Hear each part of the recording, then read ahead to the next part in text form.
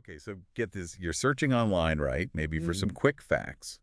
And bam, up pops like a definitive answer. Mhm. Courtesy of AI sounds pretty great, right? Yeah.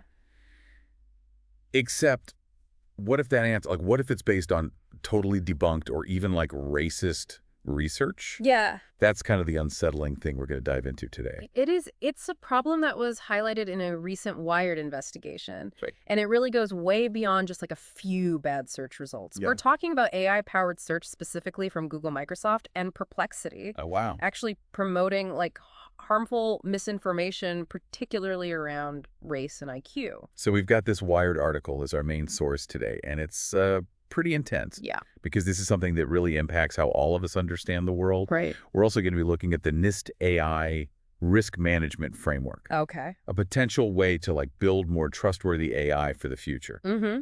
But first, let's unpack this investigation. Yeah, so the Wired piece focuses on the work of a researcher named Patrick Hermanson, and he was looking into the resurgence of the race science movement Interesting. and stumbled upon something really disturbing when he searched for like the average IQ of different countries.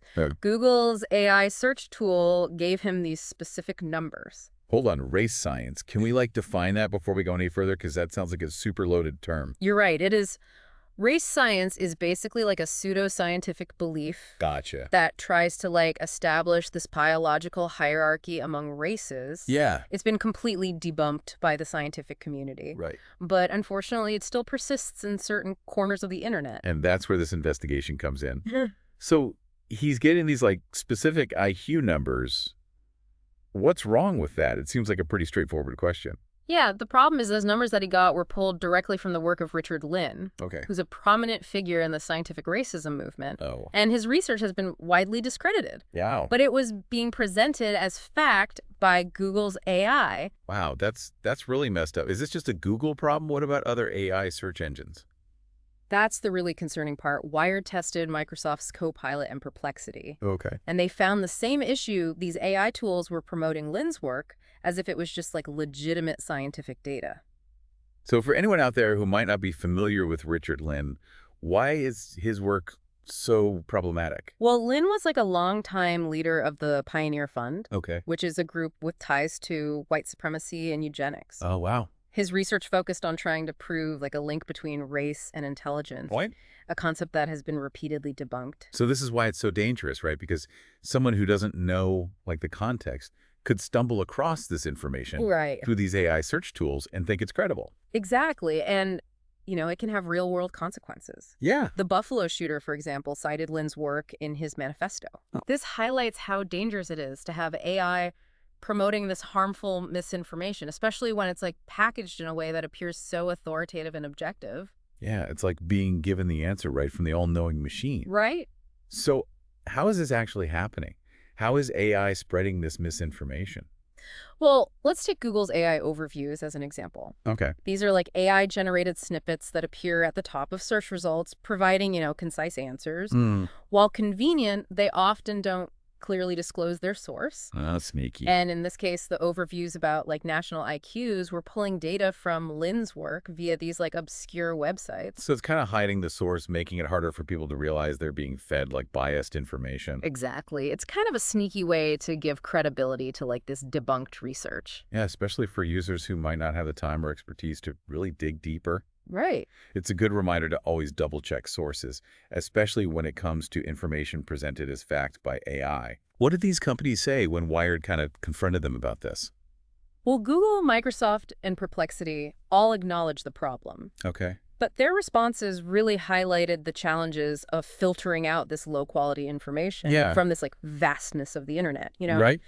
They emphasize the importance of user feedback to identify these issues. But doesn't that put like a lot of responsibility on the user to catch these problems, even if they don't have the background knowledge to really do so? Yeah. It feels like these companies should be doing more to prevent the spread of this harmful misinformation in the first place. Right. And it raises questions about how much trust we should place in these AI-powered search tools when they can be so easily manipulated to promote this biased and inaccurate information. You know, it almost makes you wonder if there's something fundamentally wrong with the way these AI search engines are designed. Yeah. Especially if they can be tricked into promoting racism as science. That's a very important observation, and I think this problem goes beyond just filtering out bad content. Right. It's about the inherent limitations of AI systems that are trained on data that reflects existing societal biases. Yeah. It brings up these ethical considerations about how these tools are developed and deployed. It feels like a much bigger conversation than just like a few bad search results. It is. This could potentially happen with any topic where there's biased or inaccurate information online. Yeah, you're absolutely right. Right. Think about any area where misinformation is rampant, politics, health history. Yeah. That potential for harm is huge if AI search engines are just uncritically promoting this information as factual. That's scary. That's a sobering thought. Yeah. And it underscores the need for solutions. Right. And that brings us to our next topic. Yeah.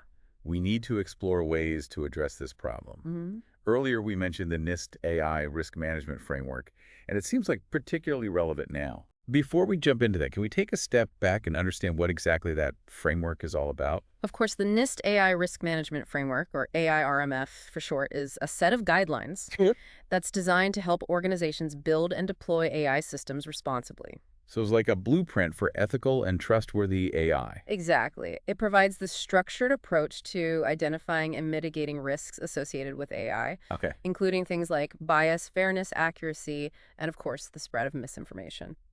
Okay, I'm starting to see how this connects to this Wired investigation. Yeah. If these companies had been using this AI RMF, maybe they would have caught these problems with their search engines before they caused harm. Yeah, that's a possibility. Right. The AI RMS encourages this proactive approach to risk management, Okay. which means thinking about potential problems before they actually arise Like that. and not just reacting after the fact. This sounds promising, but I'm curious to hear more about the specifics of this framework. How does it actually work in practice? What kind of impact is it having? Well, that's a great question, and it's one we'll be diving into next.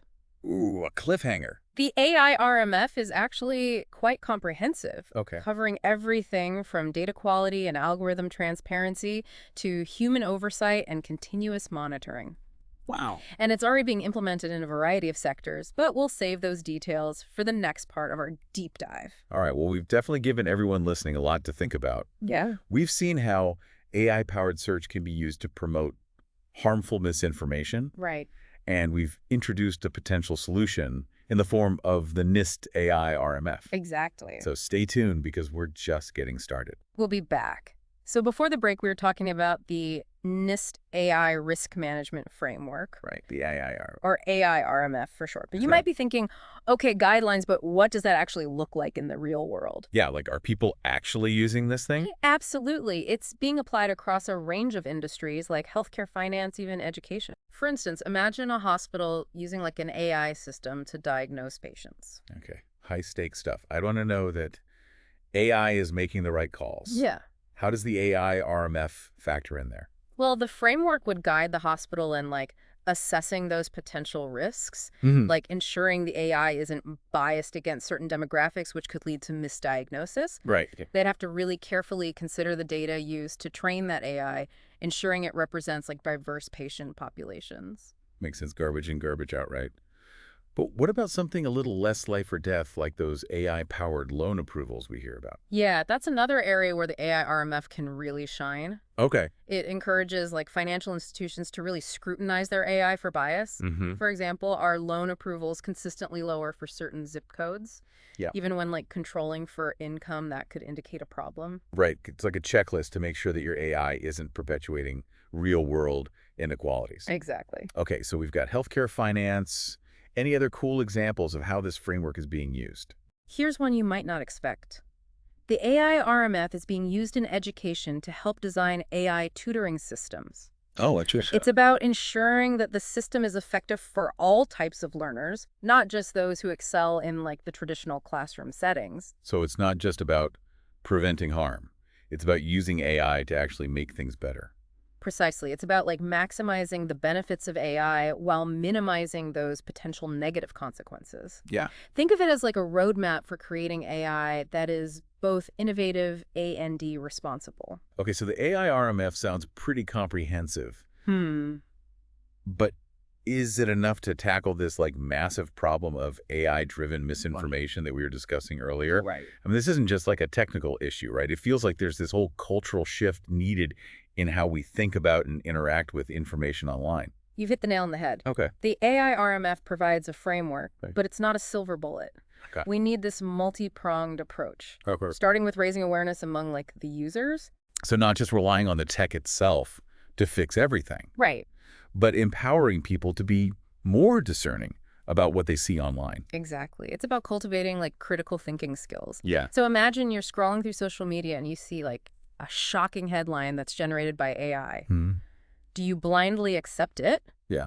Or do you pause, Right. consider the source, Yeah. and maybe even do a little independent research? That's a great point. It's so easy to just get swept up in the outrage or the excitement of a clickbait headline. Right. But we need to train ourselves to be more skeptical, Yeah. especially in this age of AI-generated content. What else can we do besides just being more mindful ourselves? Well, we can demand more transparency from these tech companies. Okay. Hold them accountable for the AI systems that they create. Yeah. Ask questions like, what data was used to train this AI? Mm-hmm. How are you mitigating potential biases? Right. What steps are you taking to prevent the spread of misinformation? So put the pressure on them to prove they're doing the right thing, not just assuming they are because it's convenient. Exactly. Don't let them hide behind the complexity of their algorithms. Demand clear explanations and evidence that they're actually taking these issues seriously. Speaking of demanding things, what about our elected officials? Shouldn't they be playing a role in this as well?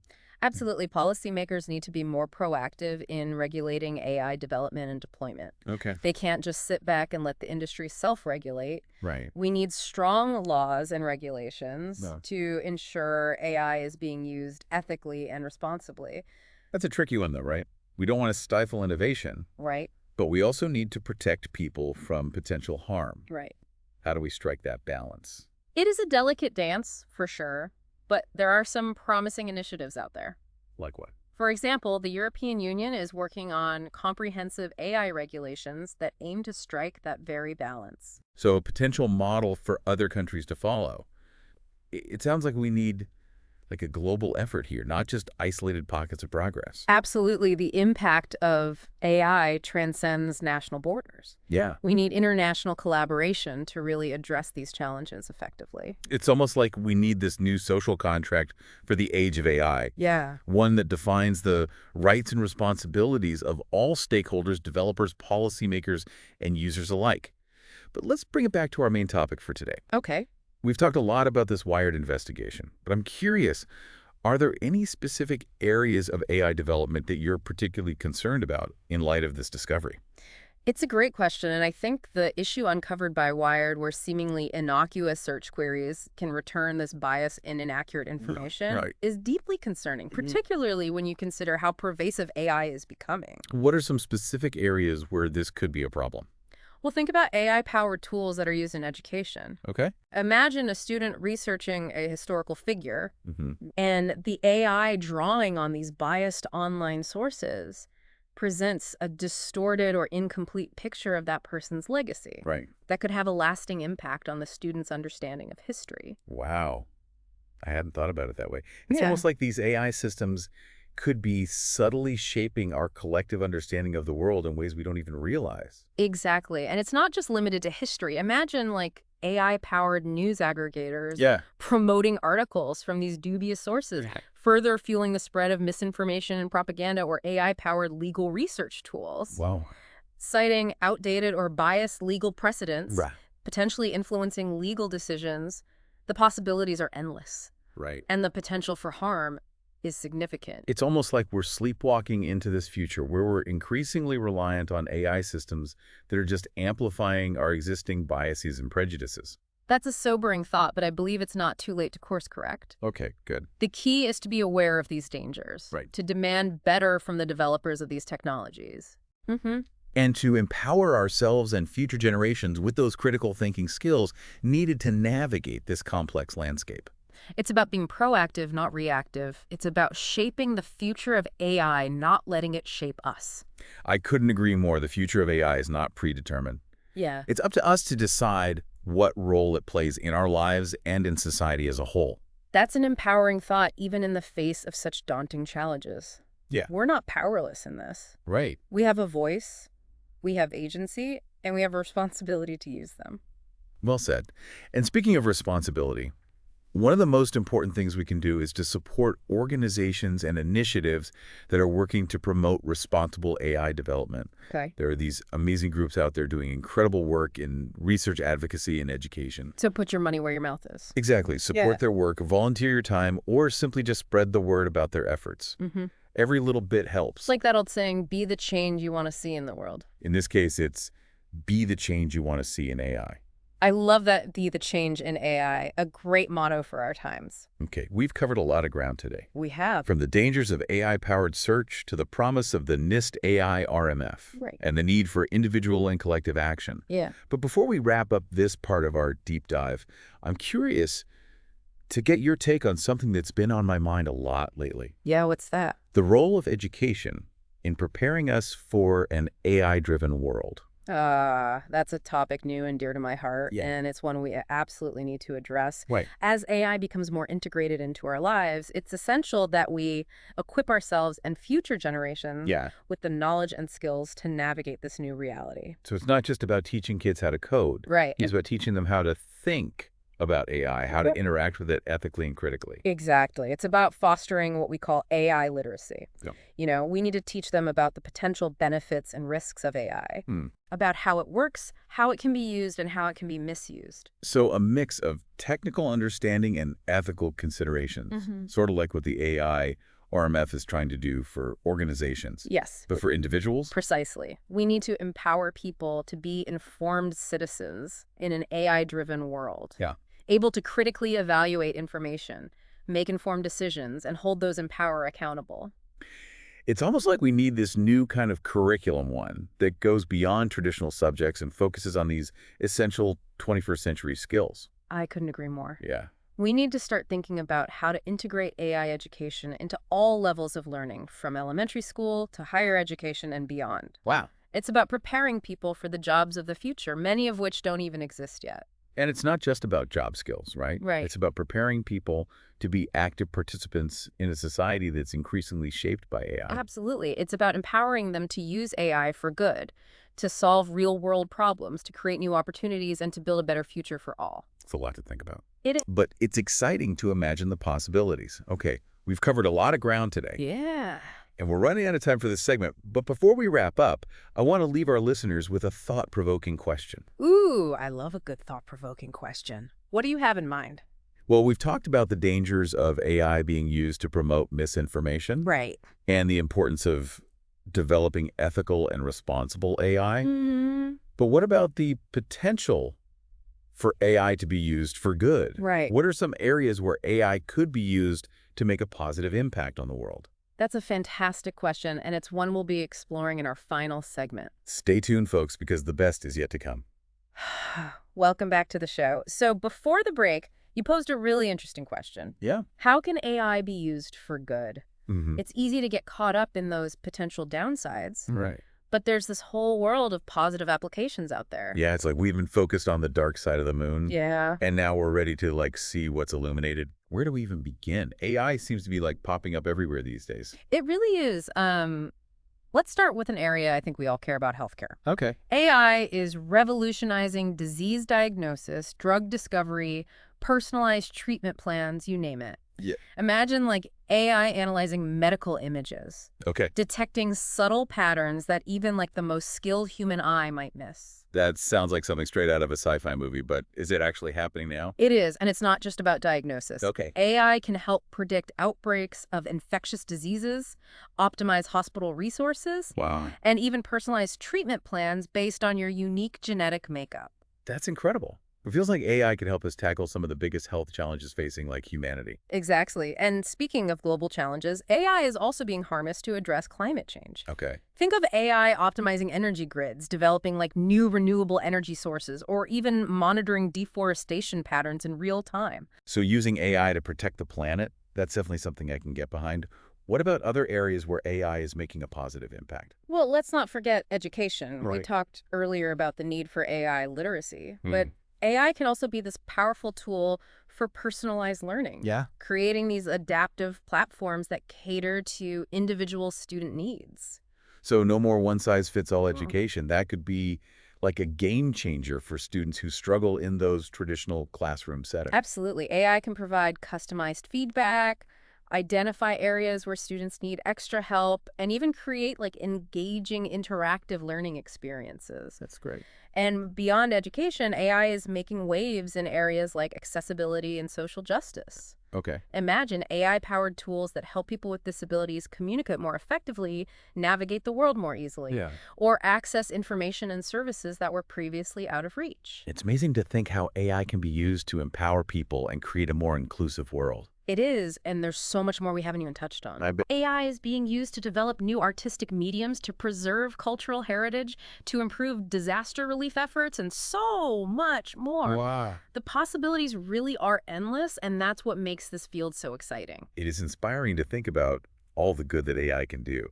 But I have to admit, I'm still a little uneasy after that Wired investigation. Yeah. It feels like there's this constant tension between the potential benefits of AI and the potential risks. That tension is definitely there, and it's something we need to be mindful of. Right. It's not enough to simply focus on developing AI that's technically sophisticated. We also need to prioritize those ethical considerations to ensure that AI is being used for good, not for harm. So it's not just about the what of AI, it's about the how and the why. Exactly. It's about asking ourselves these tough questions. Yeah. Who benefits from this AI system? Right. Who might be harmed? What values are we embedding in these technologies? And how can we ensure that AI reflects our aspirations for a better future, not just our technological prowess? It's about being intentional, not just innovative. It's about using AI to create a world that we all want to live in. I couldn't have said it better myself. So where do we go from here? Yeah. We've talked about the challenges, the opportunities, the frameworks, the need for action. Yeah. What's the key takeaway for our listeners? What's the one thing you want them to remember from this deep dive? You know, the one thing I'd like to leave everyone with is the future of AI is not predetermined. Okay. It's a future that we are creating together right now through the choices we make, the actions we take, and the conversations we have. We're not just passive passengers on this technological journey. We're the drivers. Exactly. And we get to choose the destination. So stay informed, stay engaged, and most importantly, stay hopeful. Yeah. We have the power to shape AI in a way that benefits all of humanity. Right. Let's use it wisely. Well said. And on that note, we'd like to thank you for joining us on this deep dive into the world of AI. It's a complex and ever-evolving landscape, but it's one that's full of promise and potential. Until next time, keep exploring, keep questioning, and keep the conversation going.